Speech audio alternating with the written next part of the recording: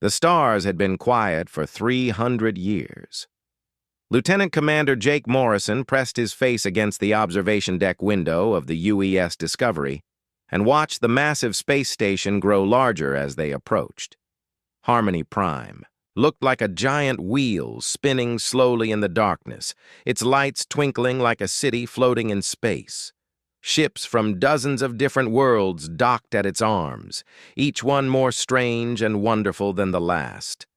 Jake had never seen anything like it in his 32 years of life. Back on Earth, the biggest space station could hold maybe 1,000 people. This thing could house 1 million beings from across the galaxy.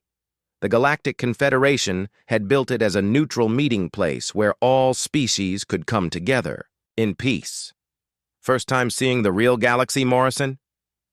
Captain Lisa Parker walked up beside him, her reflection showing in the thick glass. She had been making these diplomatic runs for 5 years now, ever since humanity had made first contact with the Confederation. "Yes, ma'am," Jake replied, still staring at the alien ships. One looked like a giant jellyfish made of metal. Another was a perfect crystal that somehow moved through space. "Hard to believe they've all been out here this whole time." Lisa nodded. The Confederation has 12 major species spread across 47 worlds. They've had peace for longer than humans, have had written language. Makes you wonder what we're doing wrong back home. Jake knew what she meant. Earth had only recently stopped fighting wars over water and land. The global peace accords had been signed just 20 years ago, and even now there were still border disputes and trade arguments. Meanwhile, these aliens had figured out how to live together without killing each other.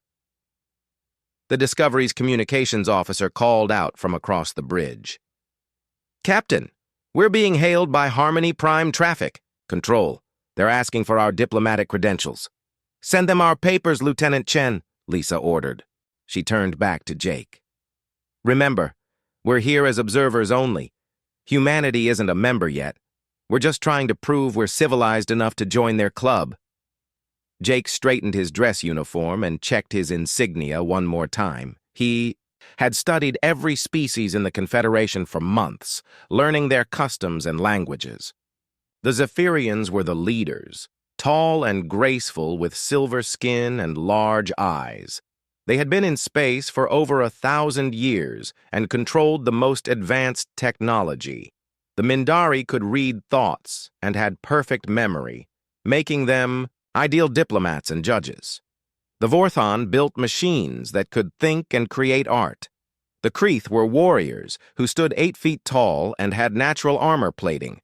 Each species had something that made them special. The humans had been trying to figure out what made them unique for 5 years now, ever since the first alien scout ship had visited Earth. So far, the best answer they could come up with was that humans were really good at surviving in different environments. The docking procedure took 2 hours. Jake watched through the porthole as mechanical arms guided their ship into place. Alien workers in environmental suits moved around the docking bay, preparing for their arrival. Some walked on 2 legs like humans. Others floated through the air or crawled along walls with dozens of tiny arms. When the airlock finally opened, Jake got his first breath of alien air. It smelled like ozone and flowers, with a metallic taste that made his tongue tingle. The artificial gravity felt exactly like Earth's, which was probably set that way to make visiting species comfortable. Ambassador Helen Carter met them at the airlock. She had been Earth's representative to the Confederation for 3 years and looked tired. Her hair had gone gray early, and she had deep lines around her eyes from dealing with alien politics. "Welcome to Harmony Prime," she said, shaking Jake's hand. "I hope you're ready for this. The Confederation Council meeting starts in 6 hours, and every species will be watching to see what the humans do." They walked through corridors filled with beings Jake had only seen in textbooks. A group of Mindari floated past, their tentacle-like appendages glowing softly as they communicated telepathically. 2 Vorthon engineers argued over a holographic blueprint that showed a star system. A young Kreeth practiced combat moves in a training area, his natural armor plates clicking with each movement. "They're all so different," Jake said quietly. "That's what makes the Confederation work," Helen replied. "Each species brings something unique to the table. The Zephyrians provide leadership and technology.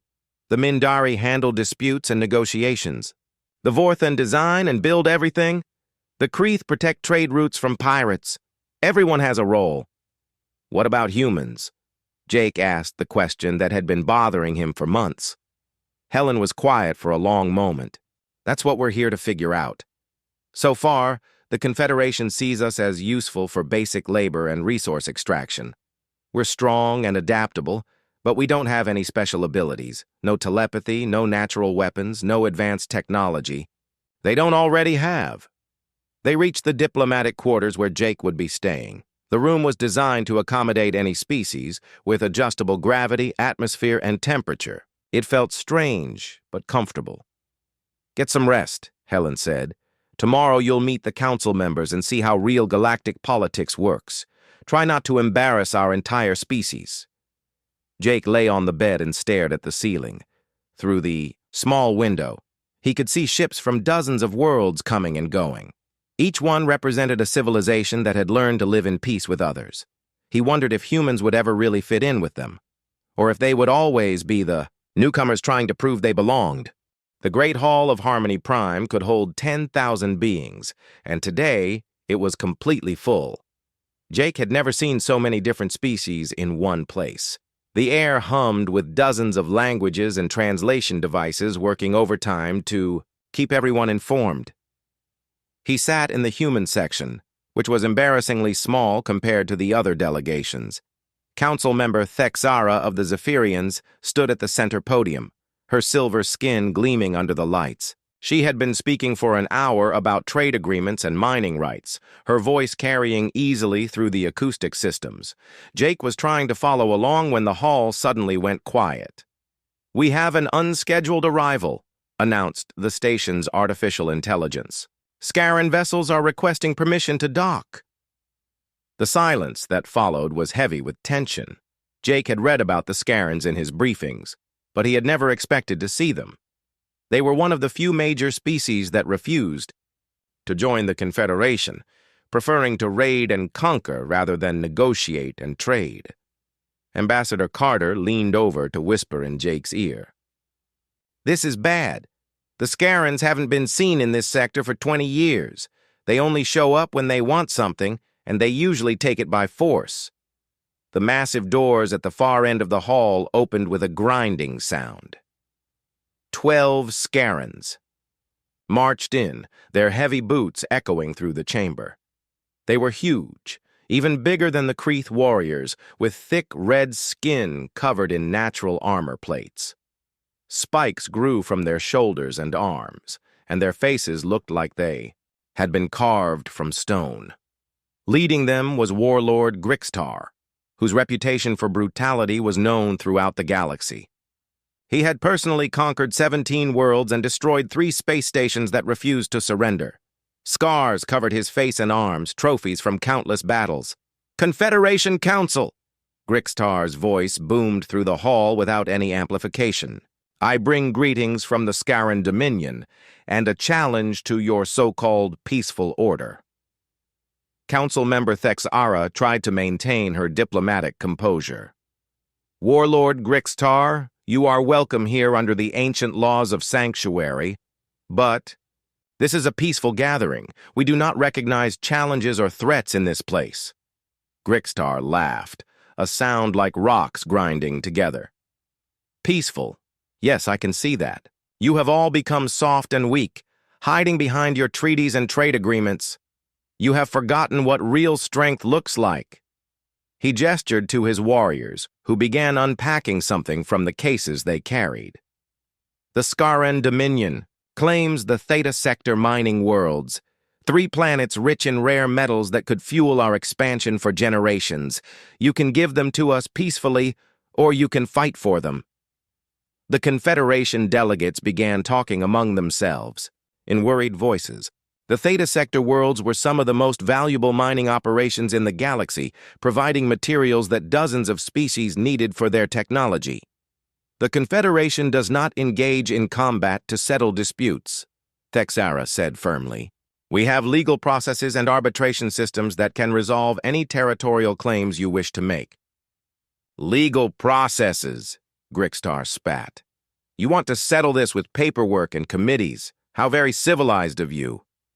He pulled out a massive weapon that looked like it could punch holes through starship hulls. I have a better idea. Single combat. One warrior from each of your major species against one of mine. Winner takes the Theta Sector worlds. The hall erupted in shocked voices. Jake could hear fragments of conversation in dozens of languages as species representatives tried to figure out what to do. This kind of challenge hadn't been made in the Confederation for over a century. Thexara looked to the other council members for support. Warlord Grixtar, such barbaric methods have no place in modern galactic society. We cannot accept your challenge. Then you forfeit the worlds to us, Grixtar replied with a cruel smile. Or perhaps you would prefer we take them. By force, my fleet of 200 warships waits just outside your sensor range. They are prepared to begin orbital bombardment of all 3 worlds within the hour. Jake felt his stomach drop. 200 warships could devastate the mining colonies before any Confederation forces could respond. Millions of civilian workers and their families lived on those worlds. The Zephyrian delegation huddled together, speaking in their musical language. The Mindari representatives floated in a circle, their tentacles glowing as they shared thoughts telepathically. Even the normally confident Vorthan engineers looked worried as they calculated odds and probabilities on their portable devices.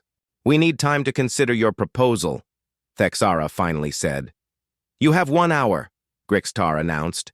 Choose your champions or watch the worlds burn. The Scarans took positions around the hall, making it clear that no one would be leaving until the challenge was resolved. Jake watched as each species delegation tried to figure out who they could send to fight. The problem was that most Confederation species had evolved past the need for physical combat. Their societies had developed other ways to resolve conflicts. The Kreeth were the obvious choice for warriors, but even they followed strict codes of honor that limited their combat effectiveness. They fought to prove superiority, not to kill or maim. The Scarans had no such limitations. Ambassador Carter was speaking urgently with the other human diplomats. We can't get involved in this, she was saying. We're not even members of the Confederation. This isn't our fight. Jake found himself thinking about the mining colonies. He had read the reports about them during the flight to Harmony Prime. Theta 7 had a population of 4 million beings from 8 different species. Theta 9 was home to the galaxy's largest university, where young beings from dozens of worlds came to study. Theta 12 had vast hydroponic farms that fed half the rim worlds. What if someone volunteers? He asked quietly. Carter looked at him like he had lost his mind. Volunteers for what? To fight for the Confederation. The challenge doesn't specify that only member species can participate, does it? Jake, you can't be serious. You saw those Scarans. They're twice your size and covered in natural armor. Plus, you're not even a trained combat soldier. Jake had done his basic military service like all Earth Defense Force officers, but Carter was right. His specialty was communications and diplomacy, not hand-to-hand combat. Still, the image of burning colonies kept playing in his mind. The hour was almost up when Grixtar called for the Confederation's answer. One by one, the species delegations admitted they had no champions to send. The Zephyrians were too physically fragile. The Mindari were pacifists by nature. The Vorthan had never developed warrior classes. Even the Kreeth acknowledged that their honor-based fighting style would be no match for Scaran brutality. Then you forfeit, Grixtar declared with satisfaction. The worlds are now property of the Scaran Dominion. My fleet will take possession immediately. Wait! Jake stood up before he could change his mind. I volunteer to represent the Confederation. Every eye in the hall turned to look at him. Ambassador Carter grabbed his arm and tried to pull him back down. "Jake, no! This is suicide! Grixtar!" Laughed so hard the sound echoed off the walls. "A human? One of the soft little creatures that barely qualified for first contact protocols?" He wiped tears from his eyes. "Very well, little human. I accept your pathetic sacrifice. My champion. Vexmore the Destroyer will enjoy adding your bones to his collection." The arena had been prepared in the central bay of Harmony Prime. Thousands of beings pressed against the viewing galleries, their voices creating a constant buzz of excitement and fear. Jake stood in the preparation chamber, trying to calm his racing heart while Captain Parker paced back and forth behind him. "This is insane," she muttered for the 10th time. "You're going to get yourself killed for a bunch of mining worlds we don't even control." Jake pulled on the simple combat gear that Confederation rules allowed. No weapons, no artificial enhancements, just basic protective clothing and his own body. Those worlds have families, Lisa. Kids going to school, people just trying to live their lives. Someone has to stand up for them. Let me get this straight. Parker stopped pacing and stared at him. "You're willing to die for aliens we met 5 years ago?" "I'm willing to die for people who can't fight for themselves," Jake replied. "Isn't that what humans are supposed to do?" Through the chamber's window, he could see his opponent being prepared in the opposite room. Vexmore the Destroyer lived up to his name. The Scaran warrior stood 9 feet tall and was covered in natural armor plates that looked like they could stop bullets. Bone spikes jutted from his knuckles, elbows, and shoulders. Scars covered every visible inch of his red skin, each one a trophy from some previous victory. Ambassador Carter burst into the preparation room. "Jake, I've been talking to the Confederation Council. They're willing to negotiate with Grixtar. You don't have to do this." "What kind of negotiation?" Jake asked, though he already suspected the answer. "They'll give him one of the 3 worlds in exchange for leaving the other 2 alone," Carter admitted. "It's not perfect, but it saves millions of lives." Jake shook his head. "And next year he'll be back for the other 2. Then he'll want something else. Where does it end?" The preparation chamber door opened and a Zephyrian official entered. "Lieutenant Commander Morrison, it is time. The combat rules are simple. No weapons, no artificial enhancements, no outside assistance. The fight continues until one combatant surrenders or is unable to continue." Jake walked through the tunnel, toward the arena, his footsteps echoing in the metallic corridor. He could hear the crowd getting louder as he approached. When he emerged into the bright lights, the noise hit him like a physical force. The arena was a simple circle about 50 feet across, with a sandy floor and walls high enough to contain the combat. Viewing galleries rose up on all sides, packed with beings from dozens of species. Jake had never felt so small or so alone. Vexmore entered from the opposite tunnel, and the crowd's noise changed to something more primal. The Scaran warrior moved with surprising grace for something so large, his armor plates clicking with each step. He carried himself like a predator that had never known fear. "Look at this pathetic creature."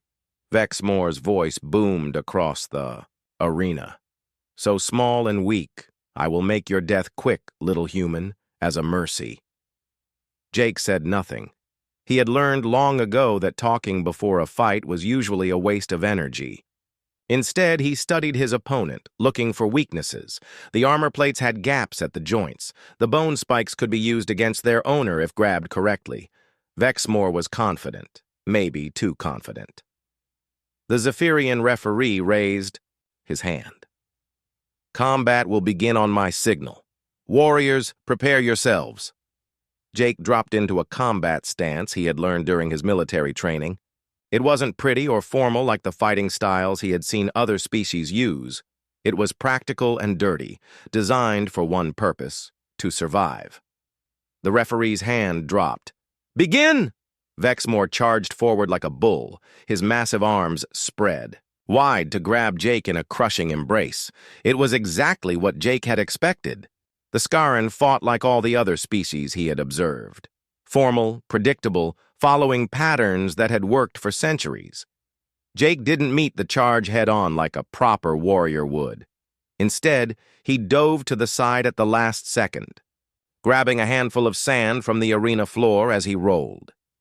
When Vexmore turned to follow him, Jake threw the sand directly into the Scaran's eyes. The crowd gasped in shock. Throwing sand wasn't illegal under the combat rules, but it wasn't something any civilized species would do. It was considered dishonorable, unsporting, beneath the dignity of true warriors. Vexmore roared in pain and anger, clawing at his eyes. Jake didn't waste the opportunity. He grabbed one of the bone spikes on the Scaran's arm and used it as a leverage point to swing himself up onto Vexmore's back. "What are you doing?" Vexmore demanded, trying to reach behind himself to grab the human. "This is not how warriors fight." Jake wrapped his arms around Vexmore's thick neck and squeezed. It was a blood choke, cutting off circulation to the brain rather than air to the lungs. The Scaran's armor protected him from most attacks, but it couldn't protect the soft spots Jake had learned to target. The arena had gone completely quiet. In the galleries, beings from dozens of species watched in horrified fascination as the small human clung to the massive warrior like a parasite. This wasn't combat as they understood it. There was no honor, no formal technique, no respect for the opponent's dignity. Vexmore stumbled backward and slammed himself against the arena wall, trying to crush Jake between his body and the hard surface. Jake absorbed the impact and maintained his grip. He had been in bar fights with drunken soldiers that were rougher than this. "Fight me properly," Vexmore gasped, his voice getting weaker as the choke took effect. "Stand and face me like a true warrior." Jake tightened his grip. "I am fighting properly, human properly." The Scaran's struggles became weaker. His vision was starting to tunnel as blood flow to his brain decreased. In desperation, he grabbed Jake's arm and tried to break the hold with brute strength. The bone spikes on his knuckles cut into Jake's skin, drawing blood that dripped onto the arena floor. Jake gritted his teeth against the pain, but didn't let go. He had learned this technique from a drill sergeant who had fought in the water wars. "Pain is just weakness leaving the body," the old soldier had told him. "The enemy can hurt you, but he can't make you quit unless you let him." Vexmore dropped to one knee, then to both knees. His massive hands fumbled weakly at Jake's arms. Around the arena, the crowd watched in stunned silence as the legendary destroyer was slowly choked unconscious by a human half his size. "I yield," Vexmore whispered, his voice barely audible. "I submit." Jake immediately released the hold and rolled away, his own breathing heavy from the exertion. Vexmore collapsed forward onto the sand, gasping for air and trying to clear his vision. The arena remained silent for several long seconds. No one seemed to know how to react to what they had just witnessed. Finally, the Zephyrian referee raised his hand. "Victory to the human challenger," he announced, his voice uncertain. "The combat is concluded." Jake stood up slowly, wiping blood from the cuts on his arms. He looked up at the galleries and saw thousands of alien faces staring back at him. Some looked shocked, others disgusted. A few appeared genuinely frightened. In the Scaran section, Warlord Grixtar was staring at Jake with an expression the human couldn't quite read. It might have been anger, or surprise, or something else. "Entirely! This is not over, human," Grixtar called out. "You won by dishonor and trickery. The Scaran Dominion does not accept this result." The medical bay was crowded with alien doctors trying to treat Jake's wounds. A Vorthan physician sprayed something that made his cuts stop bleeding instantly, while a Mindari healer used gentle telepathic touch to ease the pain in his bruised ribs. Jake sat on the examination table and watched the chaos through the window. Harmony Prime was in panic mode. Emergency lights flashed throughout the station as security forces tried to maintain order. The Scaran delegation had barricaded themselves in their quarters and were refusing all communication attempts. Worse, Long-range sensors had detected the Scaran fleet moving toward the station. 200 warships, Captain Parker said grimly as she entered the medical bay. They'll be here in 6 hours. Grixtar is claiming that your victory was illegitimate and that the Confederation has violated ancient combat traditions. Ambassador Carter looked exhausted as she joined them. The Council is meeting in emergency session, but there's not much they can do. The Confederation Navy only has 40 ships in this sector, and most of them are exploration vessels, not warships. Jake finished pulling on a fresh uniform and stood up carefully. His ribs were still sore, but functional. What about the mining? Colonies? Evacuation has already started, Carter replied. But there are millions of people on those worlds. We can't get them all out in time. Through the medical bay's communication system, Grixatar's voice suddenly boomed across the entire station. People of the Confederation, hear me. Your human champion has shown you what your peaceful civilization has become, weak and dishonorable. You hide behind tricks and deception because you have forgotten what real strength means. Jake walked to the nearest communication panel and pressed the override button. Warlord Grixtar, this is Lieutenant Commander Morrison. You agreed to single combat. Your warrior lost. Honor the agreement. Grixtar's laughter echoed through the corridors. Honor? You speak to me of honor while you fight like a coward? No, human. The Scaran Dominion recognizes only strength, and you have shown us nothing but weakness disguised as victory. Jake looked at Carter and Parker, then made a decision that would change everything. Patch me through to all communication channels. Every ship in the system, every station, every planet. Jake, what are you doing? Carter asked, nervously. I'm going to tell them a story, Jake replied. He waited until the communication officer confirmed that every receiver in the system was listening. Warlord Grixtar, you want to know about human strength? Let me educate you. Jake's voice carried to hundreds of ships and millions of beings across dozens of worlds. You think humans are weak because we don't have natural armor or telepathic abilities or advanced technology. You're right about those things, but you're wrong about what makes humans dangerous. He began with Earth's history, not the sanitized version that humanity had presented to the Confederation, but the real story.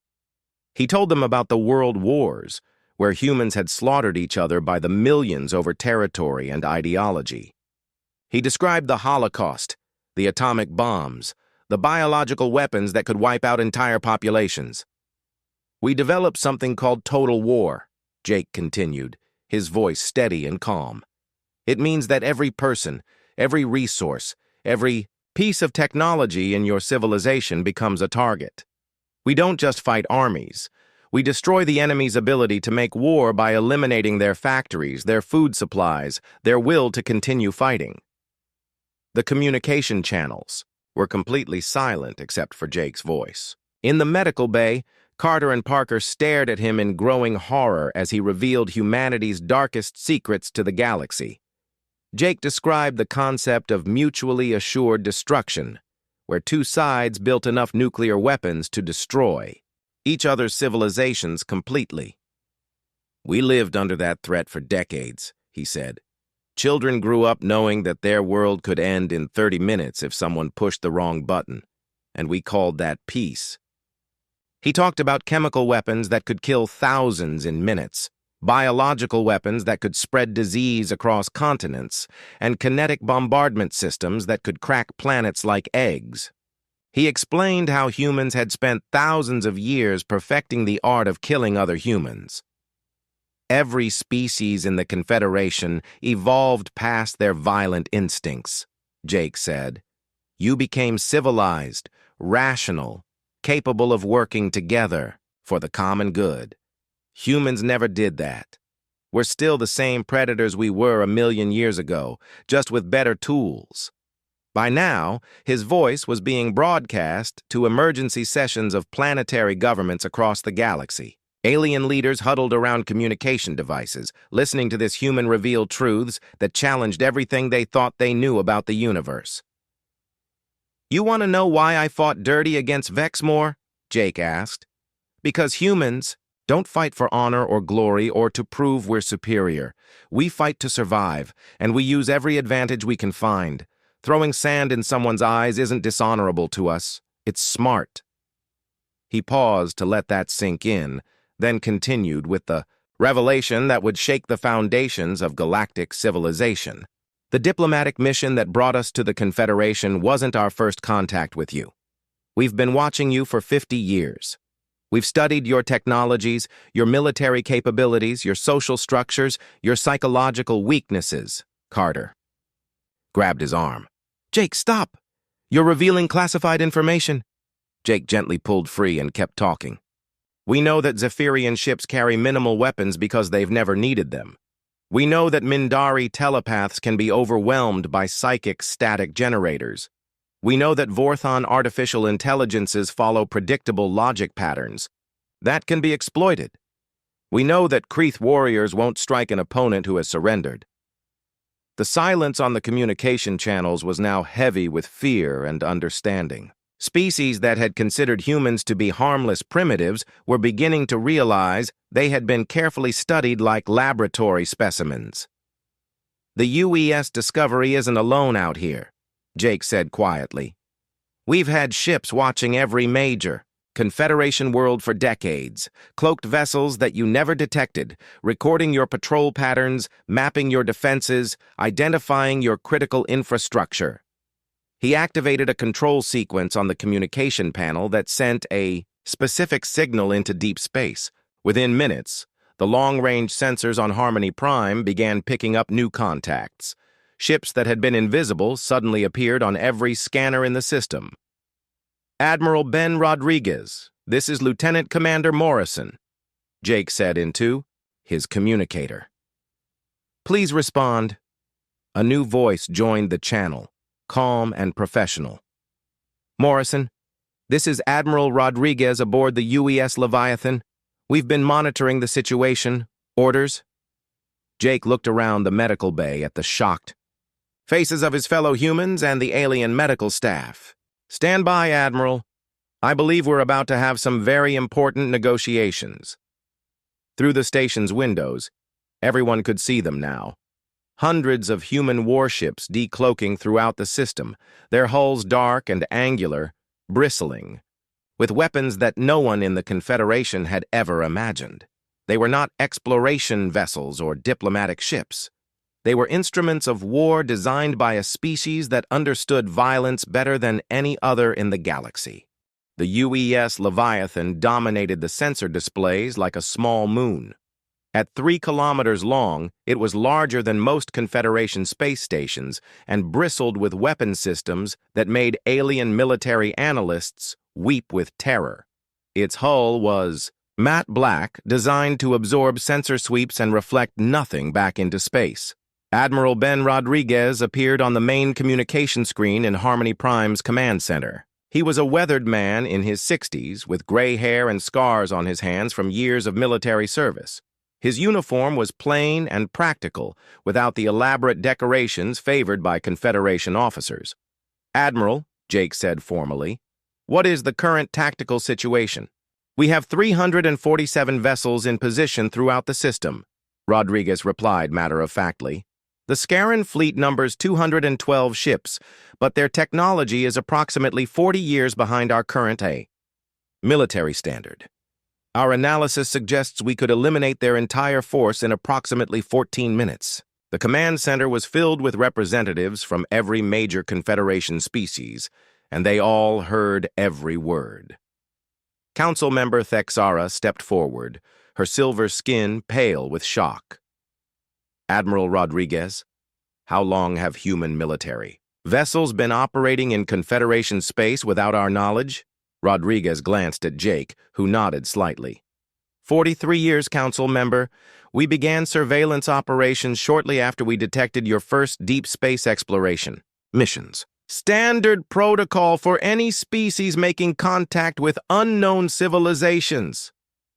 "Standard protocol," Thexara repeated weakly. "You've been spying on us for nearly half a century." "Not spying," Rodriguez corrected. "Gathering intelligence for potential." Future conflicts. We needed to understand your capabilities, your strategies, your weaknesses, its basic military doctrine.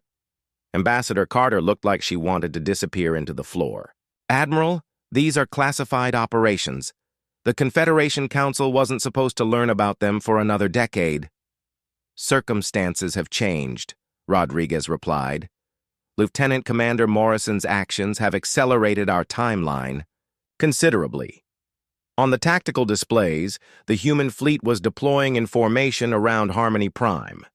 Unlike Confederation vessels, which were sleek and elegant, human warships looked like they had been built in a factory that manufactured nightmares. They were covered in armor plating, weapon ports, and sensor arrays. Every surface was designed for function over form. "Your ships are hideous," commented a Vorthon engineer who was studying the display feeds. "Beauty is a luxury we can't afford in wartime," Rodriguez said without offense. "These vessels are designed to fight and win, not to impress anyone with their aesthetics." Warlord Grixtar's voice suddenly cut through the communication channels. "Human Admiral, your threats do not frighten the Scaran Dominion. We have conquered 17 worlds and destroyed 3 space stations. Your pretty ships will burn like all the others." Rodriguez checked a data pad and responded calmly. "Warlord Grixtar, our analysis of your previous military actions shows that you've never faced an opponent with significant technological advantages. Your standard tactics rely on overwhelming weaker forces with superior numbers and brutality. R.E. You questioning Scaran courage, human? I'm questioning Scaran intelligence," Rodriguez replied. "You're threatening a species that has spent the last 10,000 years perfecting the art of killing other humans. We've fought wars that lasted decades and cost hundreds of millions of lives.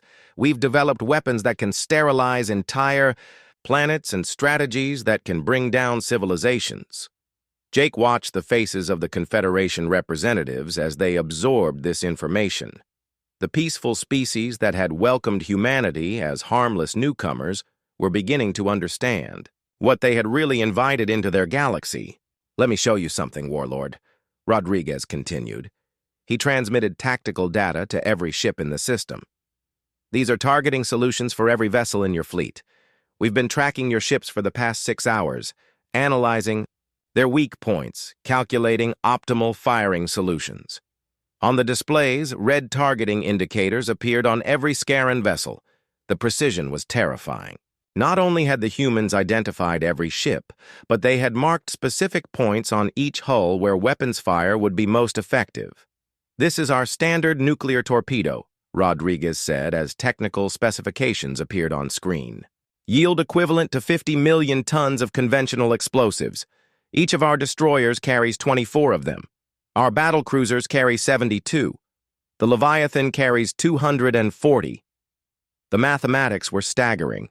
Even the Confederation's most advanced military analysts could calculate that the human fleet carried enough firepower to devastate every inhabited world in the sector. "You're bluffing," Grixtar said, but uncertainty had crept into his voice. "No civilized species would build such weapons." "We're not civilized," Jake interjected. "That's what you've never understood. The Confederation species evolved past their violent instincts. Humans never did. We just got better at controlling them." Rodriguez nodded approvingly. "Lieutenant Commander Morrison is correct. Human military doctrine is based on a simple principle. If you have to fight, fight to win completely and permanently. Half measures lead to longer conflicts and more casualties." Kreeth military observer spoke up from the crowd. "Admiral, your weapons systems appear designed for planetary bombardment. Do humans really conduct warfare against civilian populations?" "When necessary," Rodriguez answered without hesitation. "In human military theory, there's no meaningful distinction between military and civilian targets during total war. Enemy populations provide soldiers, workers, and resources. Eliminating them eliminates the enemy's ability to continue fighting."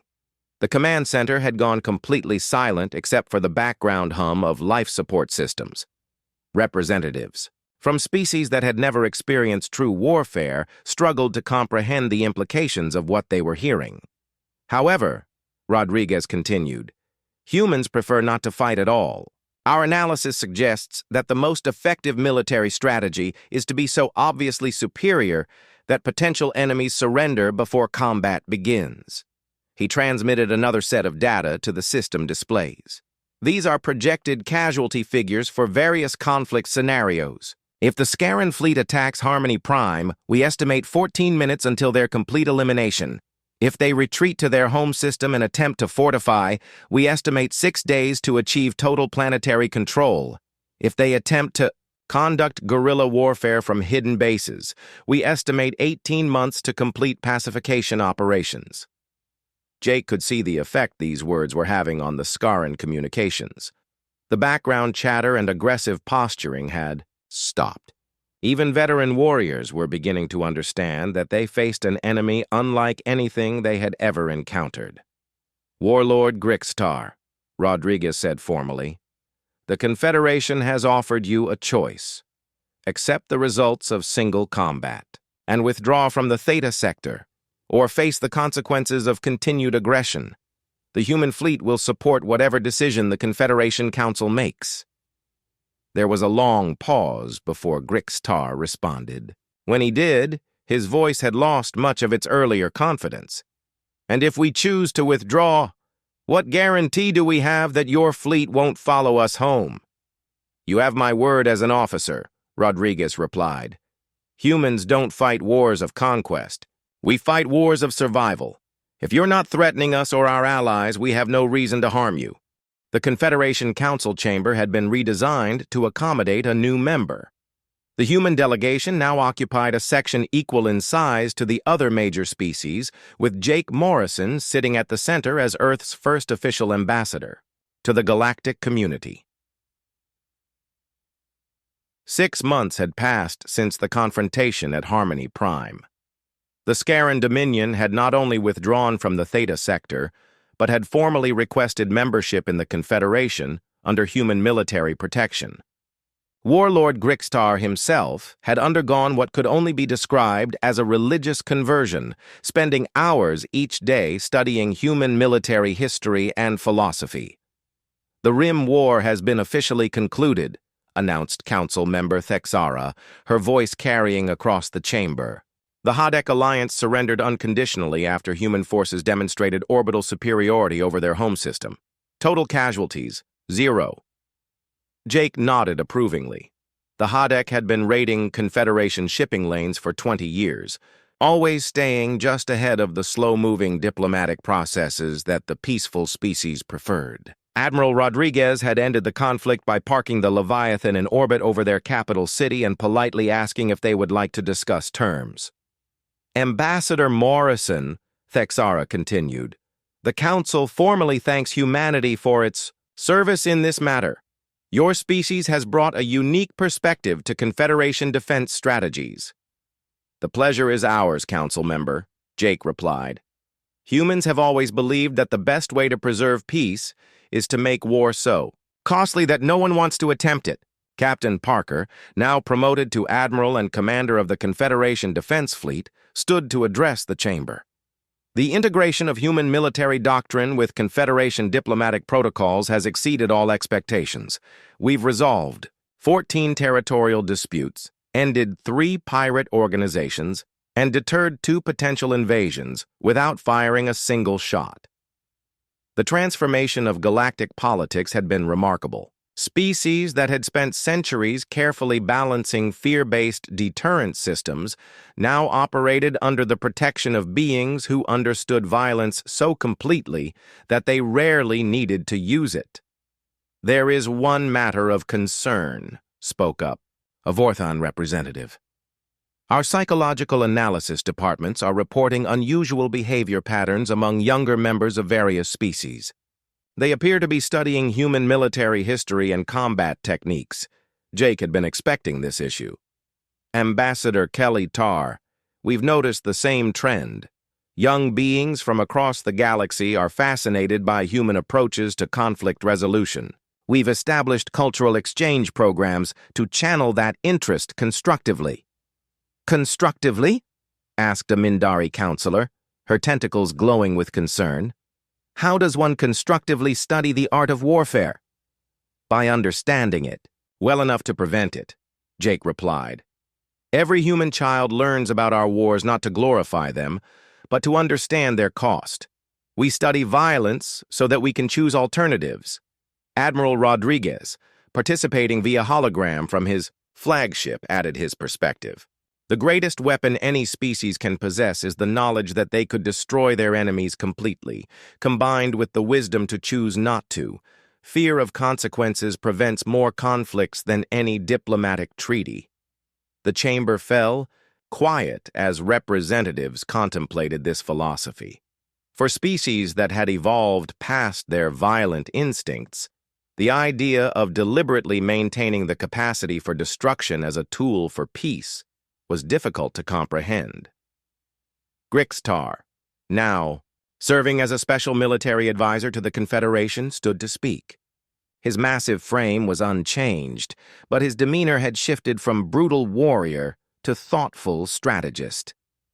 Before humans came to our galaxy, the Scaran Dominion believed that strength meant the willingness to cause pain and destruction. We were wrong. He gestured toward Jake with something approaching reverence.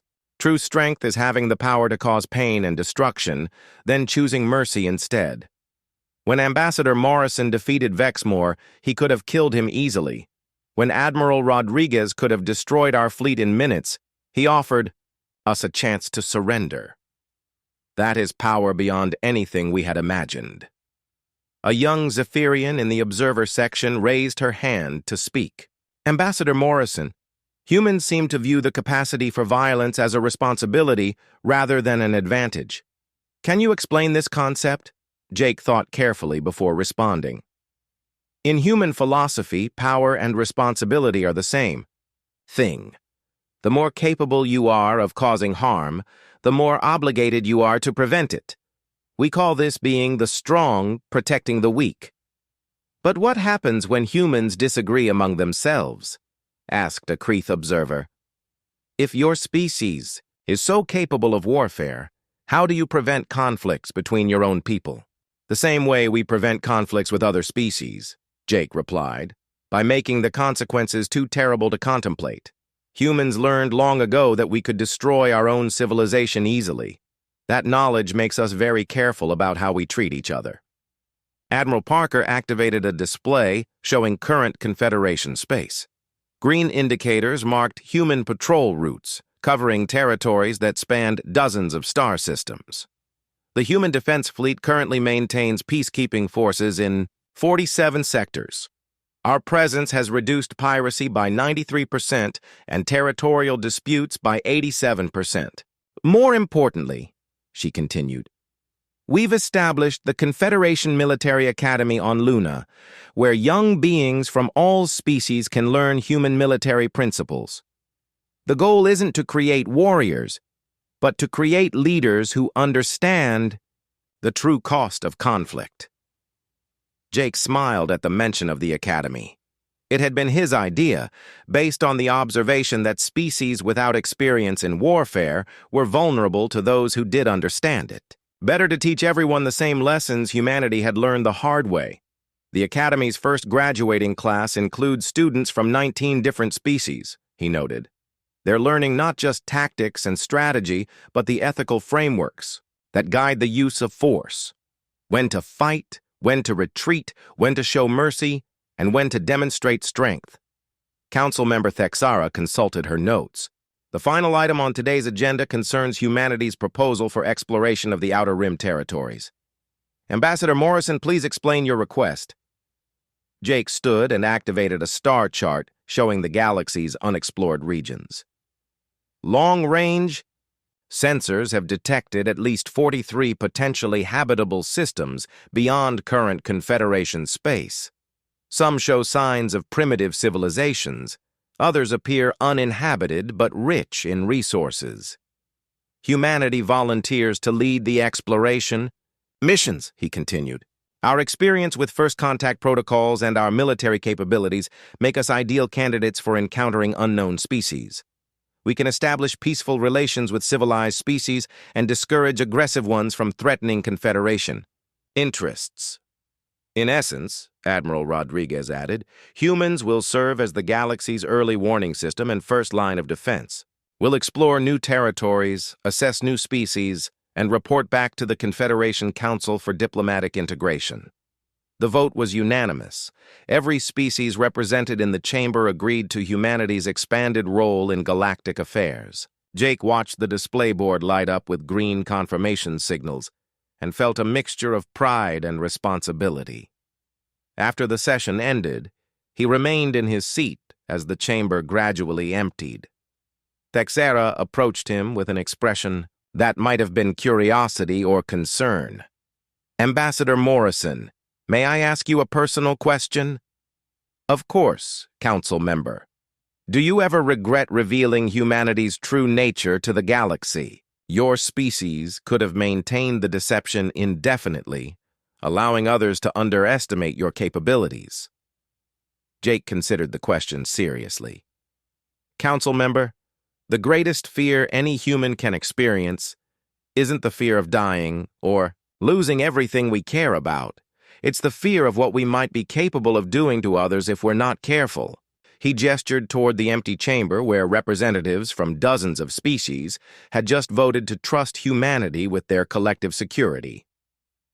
"By sharing that fear with the rest of the galaxy, we've made sure that everyone understands the stakes. Now we're all responsible for maintaining peace, not just humans.